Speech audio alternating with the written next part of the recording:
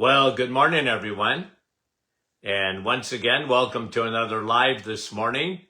Hope you're having a great start to your day, and I sure appreciate you guys coming on.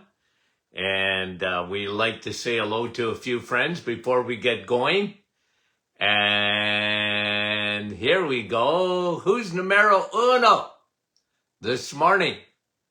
As you get your notification, Sandy! Fergus Falls, Minnesota. You're number one on the hit parade. Hello, Madeleine. Kippawa, Quebec. Fran from Orangeville.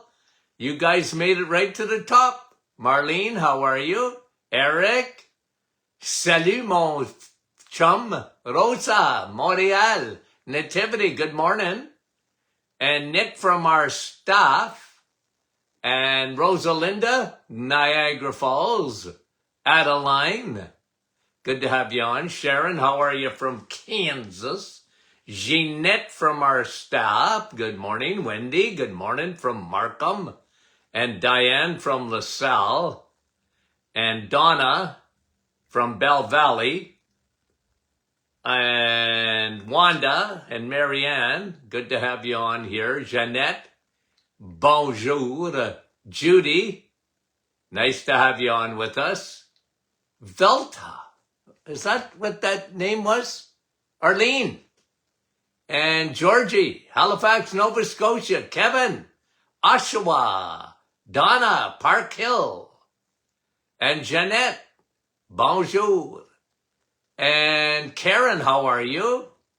Lori. And Brahim, how are you? And Luella. Gloria, New York. Deb from Timmins, and Judy.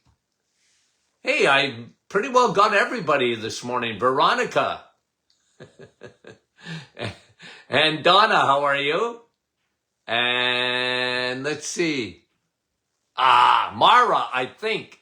Nicole, Magog, bonjour. Irene, Nouveau-Brunswick. Sue, how are you? Manitoulin Island. Mary, PEI, White across Canada. Francis from Vaughan. Carol from West Virginia. Leela. And Faye, Terrace, British Columbia. Maureen, Penticton, British Columbia. And Marilyn, Sandy. I didn't mean to miss you, Sandy. Carol, Mount Pearl, Newfoundland. Milika, I missed you. It was you, Milika, right?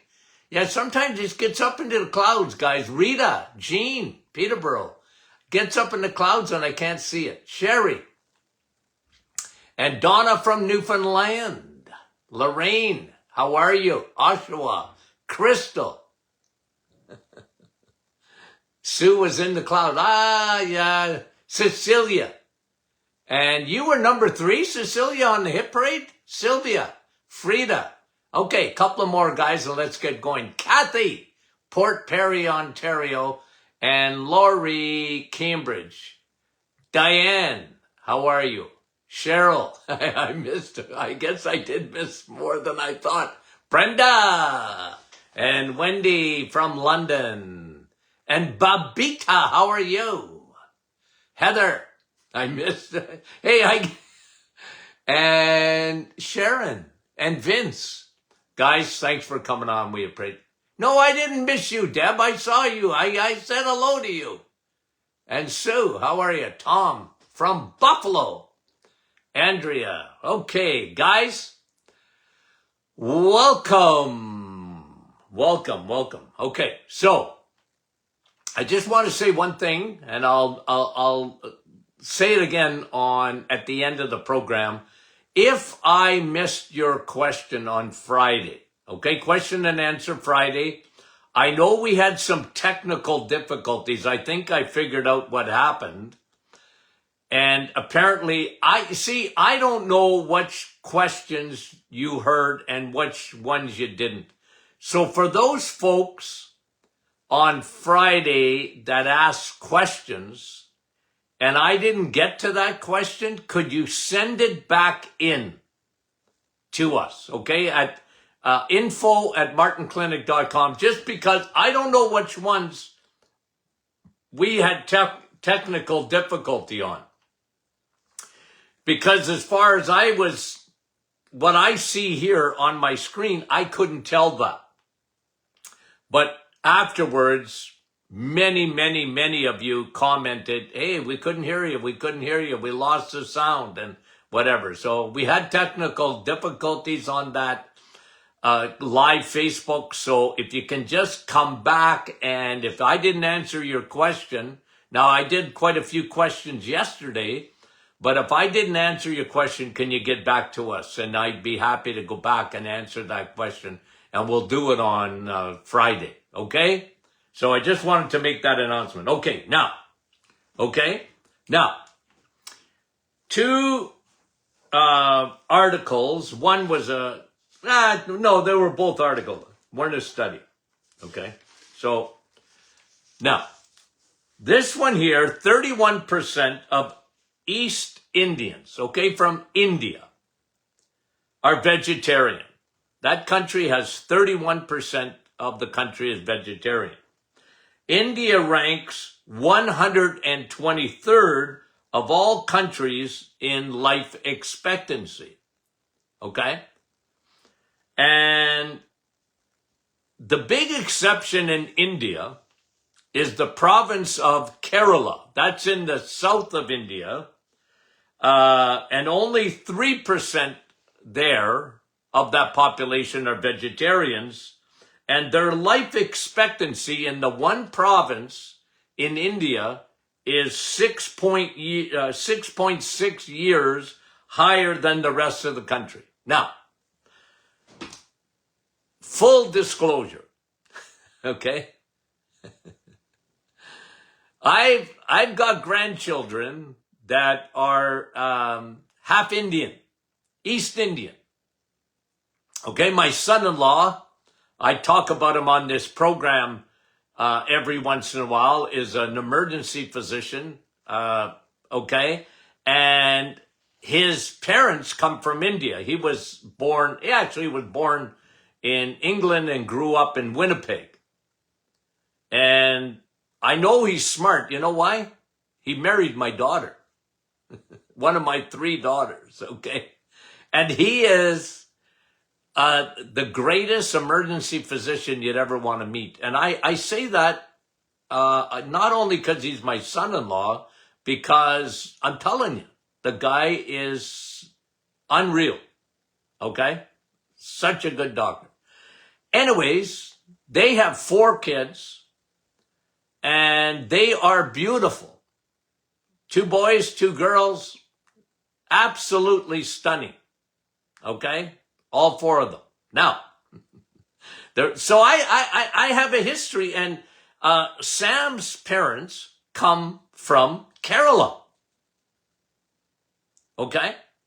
And it's so, you know, when I saw this article, I found it interesting. Doesn't surprise me. And, you know, that India, and some of it is even religious reasons, they live a plant-based diet. Now, guys, you know what I think about that. I'm not keen on it. And it's not that I'm not keen on plants. I'm not keen on living on plants. Because in my background of nutrition, there's a lot of things you just don't get from plants, okay? A lot of things, a lot of nutrients that you just can't get. I'm sorry, you just can't. And I know that plant-based diets are having their moment in the sun. Okay, so if you went back, I mean, I'm not talking about India, but I'm talking about North America. You go back to the 70s, the 80s, rare did you ever meet anybody that was a vegetarian or a vegan. I mean, not that they weren't around, they were just rare. That any vegan that I ever met in the 70s was a hippie. Okay, you know what a hippie is? Okay. No, but seriously, I mean, when, you take Nutrition 101 and you learn very quickly that plants, fruits and vegetables, plants, beans, nuts and seeds, okay, and you can live on them, but you're missing a majority of a lot of nutrients, okay? So I don't recommend it. I remember, I had vegans come into my office, or vegetarians, okay? And a lot of young people, and they had trouble or whatever, and then I'd say, can I talk you out of that? I remember this young girl, it was kind of funny because she said to me, Doc, I can't eat anything that has eyeballs. I said, well, carrots have eyeballs. I was just teasing. But, it just couldn't do it. And I said, well, I'm telling you, the rest of your life, as long as you decide to live a plant-based diet, here's what you got to do. You're going to have to supplement all of your life. You're going to have to take B12. You're going to have to take vitamin D. You should anyways. You're going to need heme iron. You're going to get iron in plants, but you're not going to get heme iron. You need that. You're going to need like bone broth, and some of them won't. It was made of, it's animal kingdom. They won't even do that. I said, well, you need to get all those amino acids. It doesn't mean you're going to die. It just means you'll never be healthy unless you supplement. You'll never be healthy.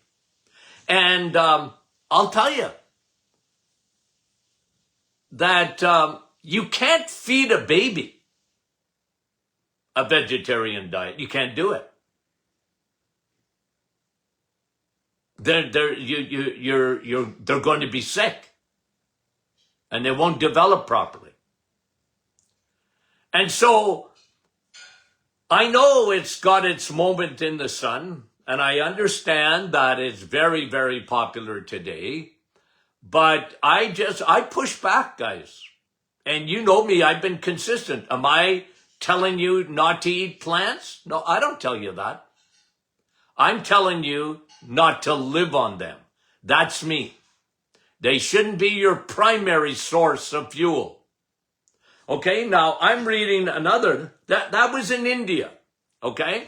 So one province that doesn't follow the vegetarian diet, they do much better. They have less, what's crippling India today is diabetes. It's crippling them. It's a huge, huge problem for them. And so anyway, I thought I'd bring that to you. And then there was another one. Hold on a minute. Let me just get this for you. Okay.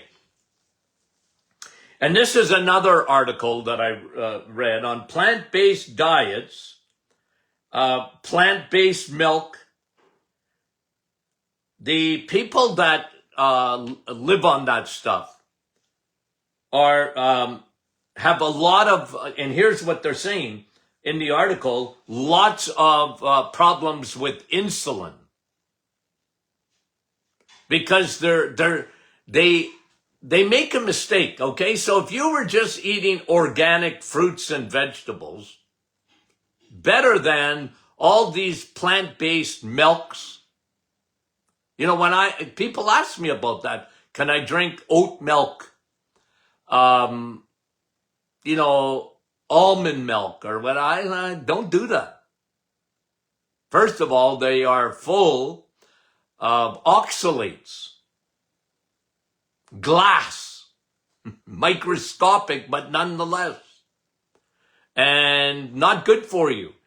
Plant-based soy, they use a lot of soybean and soybean oil and bad oils and lots of starch, lots of carbohydrates. Lots of carbohydrates. And it messes up their insulin and their insulin response. And they have a lot of trouble with that. And they avoid the animal-based diet that gives you cholesterol, that gives you the B12, that gives you vitamin D in the foods. Vitamin A you can't get from the plant kingdom. Zinc you're not getting from the plant kingdom. You're just not. And these are essential. You go to the third world and they give them vitamin A. There never should be a shortage of vitamin A in North America, but there is today because they drink the Kool-Aid of a plant-based diet. And I push back against that. I push back against it. And so those are two studies that came out, or two articles that came out that I found interesting. I figured, well, I know it's popular. It's having its moment in the sun. But it's not true. It's not true. And I push back. Okay, now, let me bring you a couple of other studies. This is a study on vitamin D, brand new one, just came out. Another one. I brought you how many studies even last week on vitamin D? The hits just keep on coming. Vitamin D wins again for the heart, this time for the heart. Randomized, 17,000 participants. These are looking at randomized studies worldwide of vitamin D. There are people that do studies on vitamin D, And I've been looking at research on vitamin D, and I was actually part of a council on vitamin D years ago. And I never did studies on vitamin D. Okay? I'm not a researcher. I'm a clinician. But as a clinician, I gave vitamin D to tens of thousands of people over the years. And like I've said to you so many times, Linus Pauling only got it wrong by one letter in the alphabet. Because he talked about the importance of vitamin C. Yeah, it's important. But not near as important as vitamin D. Listen to the study on heart disease. 17,000 participants worldwide. They looked at randomized studies and they saw a consistent what? Reduces blood pressure. Vitamin D. And this was people only taking 3,000 IUs. Okay? I always say 2,000 to 3,000 IUs. That's enough for a mouse. But anyway, with 3,000 IUs of vitamin D, here's what they found. Decreased blood pressure. Lowered A1C. Wow. Even blood sugar. Well, that's important for the heart. Remember, increased blood sugar. What does sugar destroy? What's the first thing that sugar destroys? Capillaries, blood vessels, those little tiny microscopic blood vessels between your arteries and your veins, capillaries, first thing to go, because sugar is parked in a no parking zone. It destroys it. Destroys blood vessels. What do we see? Okay? And vitamin D helps to protect against that. Isn't that wonderful to know that? That vitamin D does that? Randomized study, and it improved fasting insulin. Now, you see behind me, sun, steak, and steel. Now, did I talk about cardiovascular in the importance of the sun or vitamin D from cardiovascular? Is there anything that vitamin D doesn't help?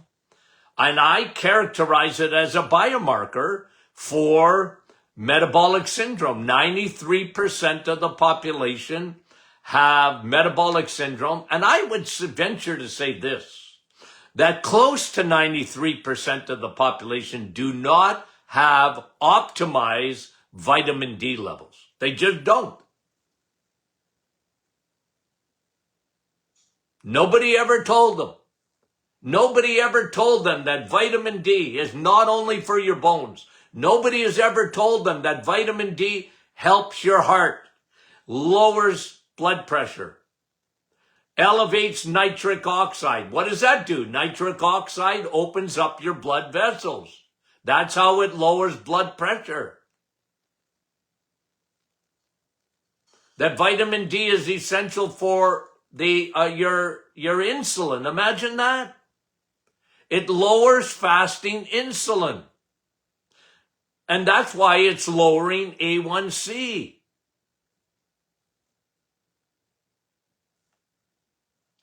Vitamin D will help. Look, you can't out-supplement a bad diet, okay?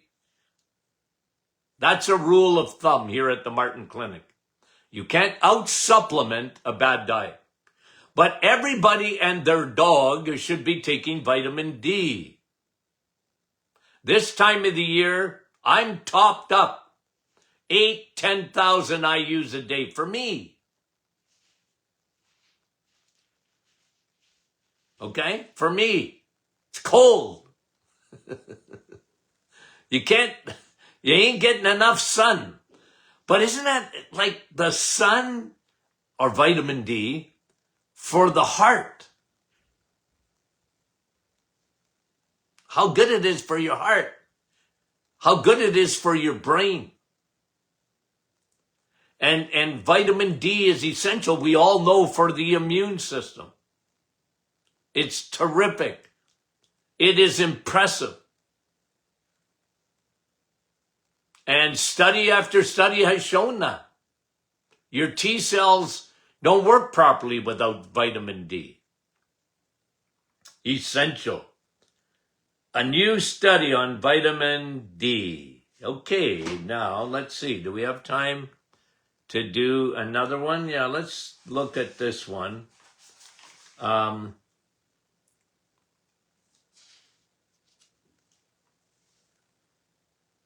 I think did I talk about this last week? Research on breast cancer, okay? And what they suggested was this little trinity of things you can do to prevent breast cancer, okay? Now, any cancer, this is me, okay? And I think I'm 100% right on this, okay? Because my wife was showing me an article this morning that breast cancer in men is going up. And that doesn't surprise me with all the estrogen there's around. Now, there are two growth hormones. There's insulin, and there goes my thumb.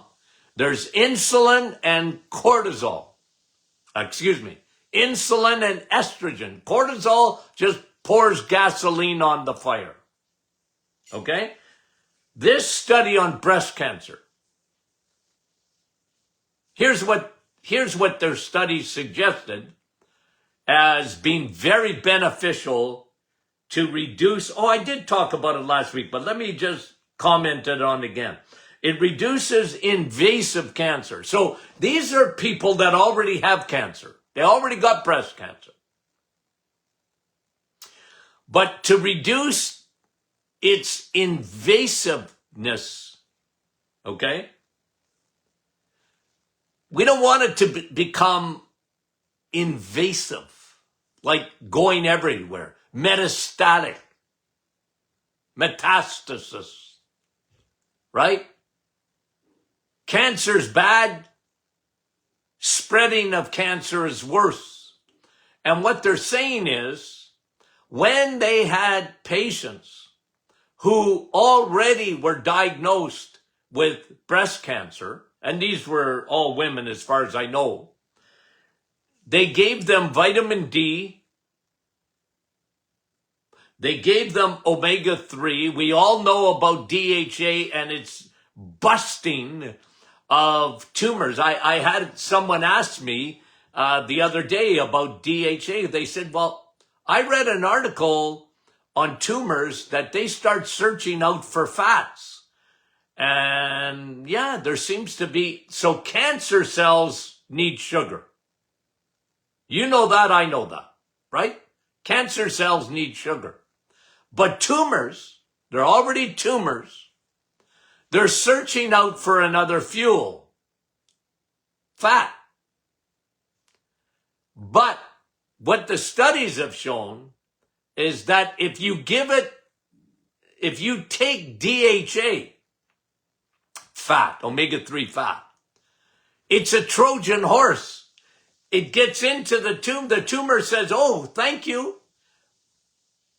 But it's a Trojan horse. It destroys the tumor. Studies say within 14 days. Guys, have you ever heard me talk about DHA before? Yeah, a few times, Doc. Yeah, I'm big on DHA. I'm big on omega-3, guys.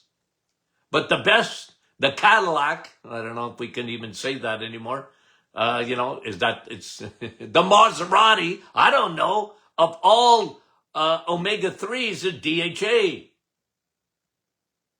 It's a tumor buster.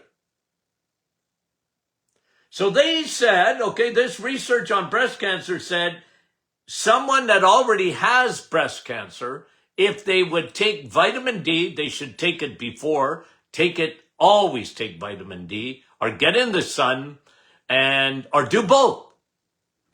And omega-3, DHA, and vitamin E, exercise. If they did that trinity, they reduce invasive cancer of breast cancer by 65%. Lifestyle, guys. Lifestyle. Okay? Lifestyle. Yeah. Interesting, eh? I got a note saying, you already talked about that. That's all right. I just repeat. Okay, guys, let me just mention again. We had technical difficulties on question and answer Friday. So if you would like to call, send me an email, info@martinclinic.com, with the question that I didn't answer, okay? Because I got the questions. I just didn't know which ones you heard. So if you didn't hear the answer to your question, would you, because I can't tell from my end which ones you heard or not. I listened to it again. I can't tell. But you guys could.